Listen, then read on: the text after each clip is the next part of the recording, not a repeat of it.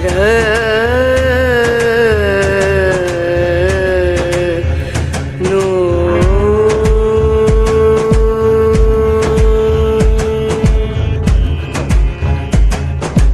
राधे। जय माता की भक्तों, आप सभी का स्वागत करती हूँ स्पिरिचुअल ज्ञान साधना में। और आप सभी से अनुरोध करती हूँ कि स्पिरिचुअल ज्ञान साधना को सब्सक्राइब कर लीजिए और बेल आइकन को प्रेस कर दीजिए ताकि आपको नई नई वीडियोस का नोटिफिकेशन मिलता रहे। श्री कृष्णाय वासुदेवाय हरे परमात्मने प्रणत क्लेशनाशाय गोविंदाय नमो नमः। जय माता की। राधे राधे। ओम नमो भगवते वासुदेवाय। कैसे आप सभी लोग? आशा करते हैं सभी लोग बहुत अच्छे होंगे। आज हम बहुत ही सुंदर एक वीडियो लेकर आए हैं जो कि है एकादशी व्रत के विषय में। एकादशी का व्रत कितना महत्वपूर्ण होता है, एकादशी का व्रत की क्या विशेषताएं होती हैं, हम सभी जानते हैं। तो आज हम ऐसे ही बहुत सारी बातें जो कि एकादशी व्रत के नियम हैं कि एकादशी व्रत करते समय हमें क्या क्या सावधानियां रखना चाहिए, किन बातों का ध्यान रखना चाहिए, ये सारी बातें आज की वीडियो हम करने वाले हैं। तो चलिए प्रारंभ करते हैं आज की वीडियो। एकादशी व्रत कैसे प्रारंभ हुआ, भगवती एकादशी कौन है, इस संबंध में पद्म पुराण में कथा है कि एक बार पुण्य श्लोक धर्मराज युधिष्ठिर को लीला पुरुषोत्तम भगवान श्री कृष्ण ने समस्त दुखों त्रिविध तापों से मुक्ति दिलाने, हजारों यज्ञों के अनुष्ठान की तुलना करने वाले, चारों पुरुषार्थों को सहज ही देने वाले एकादशी व्रत करने का निर्देश दिया। एकादशी व्रत उपवास करने का बहुत अधिक महत्व होता है। साथ ही सभी धर्मों के नियम भी अलग अलग होते हैं। खासकर हिंदू धर्म के अनुसार एकादशी व्रत करने की इच्छा रखने वाले मनुष्य को दशमी के दिन से ही कुछ अनिवार्य नियमों का पालन करना चाहिए। आज हम उन्हीं नियमों के बारे में अपनी इस वीडियो में बात करने वाले हैं। तो आइए जानते हैं कि क्या है वो नियम जो कि एकादशी व्रत में करे जाते हैं। सबसे पहले तो आपको ये जानना है कि जो एकादशी का व्रत है, इसमें हमें दशमी की जो तिथि होती है उसी से एकादशी के व्रत का पालन करना प्रारंभ कर देना चाहिए। दशमी के दिन मांस, लहसुन, प्याज, मसूर की दाल और चावल, इन सभी वस्तुओं को निषेध माना जाता है। कहने का तात्पर्य है कि मांस, मछली, लहसुन, प्याज, मसूर की दाल, चावल, इस तरह की चीज़ें, मूली, ये सारी चीज़ें आपको दशमी के दिन नहीं खानी है, जो लोग भी एकादशी का व्रत करते हैं। वैसे तो पुराणों में ये भी कहा जाता है कि दशमी को भी एक समय ही दोपहर को भोजन करने के बाद रात्रि में भोजन नहीं करना चाहिए और ज़मीन पर शयन करना चाहिए। ज़मीन पर आप चटाई, गद्दा आदि बिछाकर शयन कर सकते हैं। इस तरह का नियम बताया गया है। किंतु आजकल भाग दौड़ भरी दुनिया में सभी के पास बहुत अधिक काम होते हैं, सभी को कार्य करने होते हैं। हमारे शरीर में जिस प्रकार की शक्ति हो, हम तो यही कहते हैं उसी के अनुसार व्रत, उपवास आदि करने चाहिए। तो आप यदि भोजन करते हैं रात्रि में, इस चीज़ का ध्यान रखें कि मांसाहार नहीं करना है, लहसुन प्याज नहीं खाना है, मसूर की दाल, चावल आदि चीज़ें आपको नहीं खानी है। रात्रि को पूर्ण ब्रह्मचर्य का पालन भी करना चाहिए। ब्रह्मचर्य का पालन करना बहुत अधिक जरूरी होता है किसी भी व्रत उपवास में। एकादशी के दिन या एकादशी से एक दिन पहले दशमी के दिन हमें बाल, नाखून इत्यादि नहीं कटवाने चाहिए। इस बात का आपको अवश्य ही ध्यान रखना चाहिए। वैसे तो हमारे शास्त्रों में कहा गया है कि जो लोग एकादशी का व्रत रखते हैं उनको रात्रि जागरण अवश्य ही करना चाहिए। तो यदि संभव है, आपके पास समय है, आप रात्रि जागरण कर सकते हैं तो कीजिएगा, बहुत ही उत्तम रहता है। एकादशी का जो व्रत होता है उसमें हम अन्न ग्रहण नहीं करते। बहुत बड़ा नियम है ये कि एकादशी के व्रत में अन्न नहीं खाया जाता है, अन्न का भोजन नहीं किया जाता है। एकादशी का व्रत फलाहारी ही रखा जाता है। फलाहारी में आप दूध ले सकते हैं, जूस ले सकते हैं, फल खाइए, कूटू सिंगाड़े का आटा उससे बनाकर पूड़ी पराठा खा सकते हैं। और इसके अतिरिक्त अगर नमक ना खाएं तो बहुत अच्छा है, किंतु आप अपने शारीरिक सामर्थ्य के अनुसार ही व्रत रखें। हम फिर से कह रहे हैं, तो आप अगर चाहें तो सेंधा नमक का प्रयोग भोजन में कर सकते हैं। इस प्रकार से हमने इस नियम को जाना। अब हम एक और नियम के विषय में बात करते हैं। कभी कभी हमारे मन में ये प्रश्न आता है कि एकादशी का जो व्रत है वो कौन रख सकता है? स्त्रियां रख सकती हैं, नहीं रख सकती हैं, बच्चे रख सकते हैं या नहीं रख सकते हैं, पुरुष रख सकते हैं या नहीं, मतलब कौन रख सकता है कौन नहीं। तो देखिए, भगवान ने, नारायण ने सभी को बराबर बनाया है, कोई किसी से कम नहीं है, चाहे वो स्त्री हो या पुरुष हो। तो ये जो व्रत होता है एकादशी का, इसे सभी लोग रख सकते हैं। अब हम बात करते हैं किस आयु वर्ग के लोग इस व्रत को कर सकते हैं। तो 8 वर्ष से लेकर 80 वर्ष तक के लोग एकादशी के व्रत को कर सकते हैं। और अगर शरीर में सामर्थ्य है, शक्तिवान है शरीर, तो जीवन पर्यंत इस व्रत को रखा जा सकता है। बस इतना है कि आपके अंदर कितनी कैपेसिटी है, आप कितना कर सकते हो, उसके अनुसार आप इस व्रत को कर सकते हैं। चाहे वो स्त्री, पुरुष, बच्चे, बड़े, बुजुर्ग, कोई भी हो, सभी इस व्रत को कर सकते हैं। अब हमारे मन में एक प्रश्न आता है कि ये व्रत कब से प्रारंभ किया जाना चाहिए, कब तक करना चाहिए, और व्रत शुक्ल पक्ष में करना चाहिए, कृष्ण पक्ष में करना चाहिए। तो देखिए, जैसा कि हम सभी जानते हैं कि हमारे हिंदू धर्म में जो महीना होता है उसमें 2 पक्ष होते हैं, एक कृष्ण पक्ष और एक शुक्ल पक्ष। दोनों पक्षों में एकादशी तिथि आती है, तो दोनों ही पक्षों की एकादशी तिथि का समान ही महत्व होता है और दोनों ही पक्षों की तिथि को व्रत किया जाता है, चाहे वो शुक्ल पक्ष की एकादशी हो, चाहे वो कृष्ण पक्ष की एकादशी हो, दोनों का व्रत किया जाता है। अब हम बात करते हैं कि मान लीजिए हम पूरे वर्ष इस व्रत को नहीं कर सकते हैं और हमें इस व्रत का पुण्य फल प्राप्त करना है, तो उसको हम कैसे प्राप्त करें, उसके लिए हमें क्या करना चाहिए? तो उसका बहुत ही सरल सा रास्ता है कि पूरे वर्ष में एक ऐसी एकादशी आती है जिसे हम कहते हैं निर्जला एकादशी। उस एकादशी के व्रत से संपूर्ण एकादशियों का फल हमें प्राप्त हो जाता है। निर्जला एकादशी की व्रत की कथा भी है कि भगवान श्री कृष्ण ने, जो भीम थे पांडवों में, भीम व्रत नहीं रख पाते थे और व्रत, उपवास, पूजा पाठ तो सभी के लिए ज़रूरी होता है, तो भीम व्रत कर नहीं पाते थे। तो भीम को भगवान श्री कृष्ण ने ये उपदेश दिया था कि तुम पूरे वर्ष की एकादशी नहीं कर पाते हो, किंतु तुम यदि निर्जला एकादशी का व्रत करोगे, जो कि ज्येष्ठ के महीने में आती है, उस एकादशी का व्रत निर्जला यदि रखोगे, जल भी ग्रहण नहीं करना होता है, अन्न की तो बात दूर है, जल ग्रहण भी नहीं करना होता है, यदि ऐसा करोगे तो तुम्हें संपूर्ण एकादशियों का फल इस व्रत में प्राप्त हो जाएगा।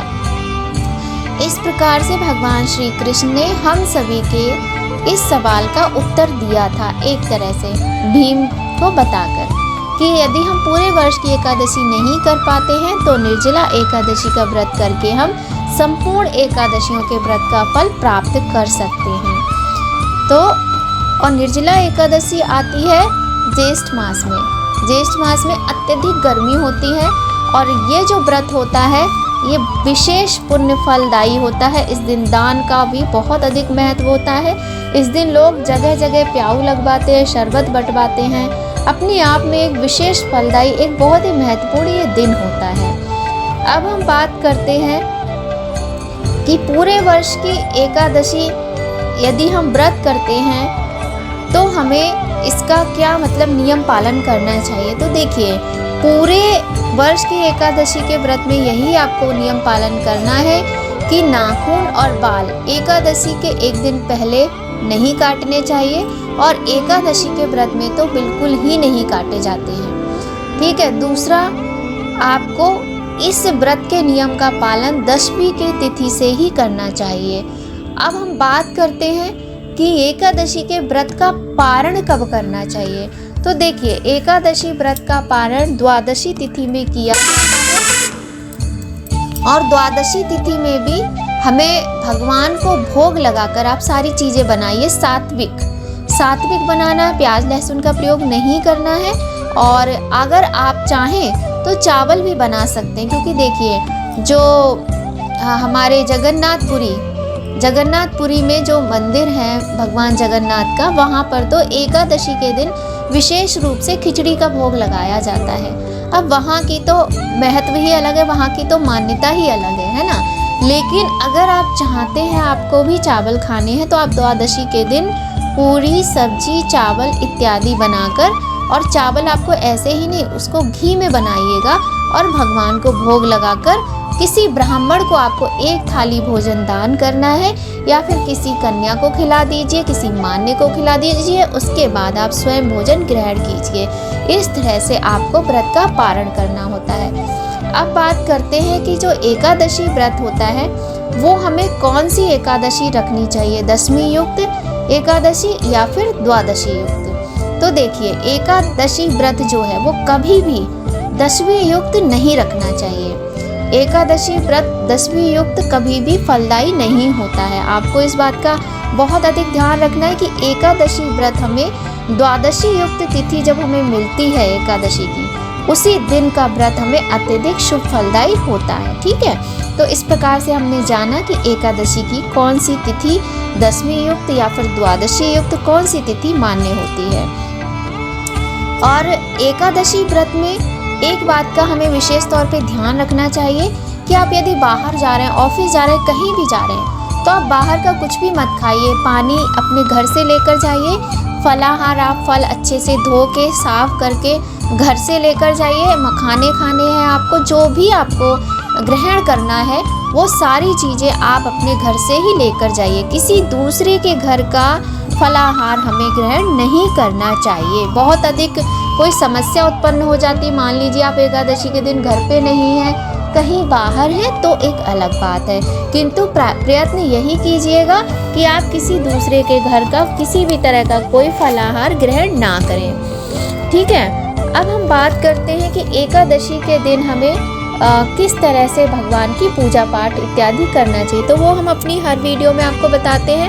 एकादशी व्रत के विषय में बहुत सारी बातें हैं, अगर सारी बातें बताएंगे तो वीडियो बहुत अधिक लंबा हो जाएगा। छोटी छोटी बातें ही जो कि बहुत अधिक महत्वपूर्ण है वो हम आपको अपनी इस वीडियो में बता रहे हैं। तो देखिए, अगर आपके पास शालिग्राम जी हैं तो बहुत ही सुंदर बात है, लड्डू गोपाल है, बहुत अच्छी बात है। शालिग्राम जी की सेवा पूजा का विशेष महत्व होता है एकादशी व्रत में। शालिग्राम जी को पंचामृत से स्नान कराएं अगर आपके पास हो सकता है तो। यदि आपके पास संभव नहीं है पांचों चीज़ें तो कोई बात नहीं, आप साधारण जल से भी स्नान करा सकते हैं और उस जल को स्वयं प्रसाद के रूप में ग्रहण करें। साथ ही आपको एक बात ध्यान रखनी है कि भगवान की पूजा में तुलसी पत्र का विशेष महत्व होता है। और देखिए, एकादशी तिथि के दिन तुलसी को स्पर्श नहीं करते हैं, तो इसलिए आप एकादशी से एक दिन पहले ही तुलसी पत्र रख लीजिएगा। और हम आपको बताना चाहेंगे कि जो तुलसी पत्र होते हैं उन्हें 11 दिन तक बासी नहीं माना जाता है, तो आप 11 दिन तक एक ही तुलसी पत्र का प्रयोग पूजा में कर सकते हैं। और कहते हैं ना, 56 भोग 36 व्यंजन बिन तुलसा हरि एक न माने। तो भगवान को जो भी आप फल भोग लगा रहे हैं उसमें आप तुलसी पत्र अवश्य ही रखिएगा। ठीक है, और साथ ही ये भी ध्यान रखना होता है कि रविवार को हमें तुलसी को स्पर्श नहीं करना है। मान लीजिए सोमवार को एकादशी का व्रत है तो आप शनिवार को ही तुलसी पत्र रख लीजिएगा, नहीं तो पत्ते गिर जाते हैं तुलसी माता से टूटकर, स्वयं ही आप उनको ले सकते हैं। तुलसी में दिया जलाना है, सूर्य भगवान को अर्घ्य देना है। आंवले का पेड़ है तो उसकी भी पूजा कीजिए, केले के पेड़ की पूजा कीजिए।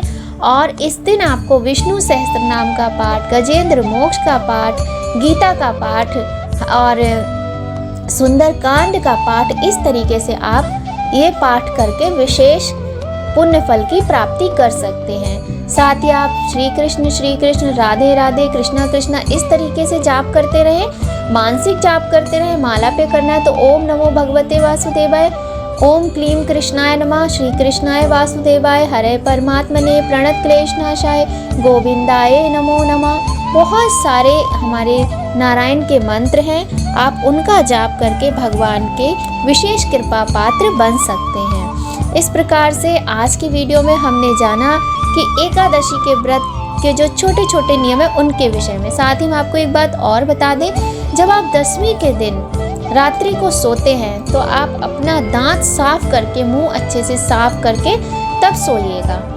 और देखिए, अब मैं आपसे कहूँ आप दातून ही कीजिएगा, आपको और कुछ पेस्ट नहीं करना है।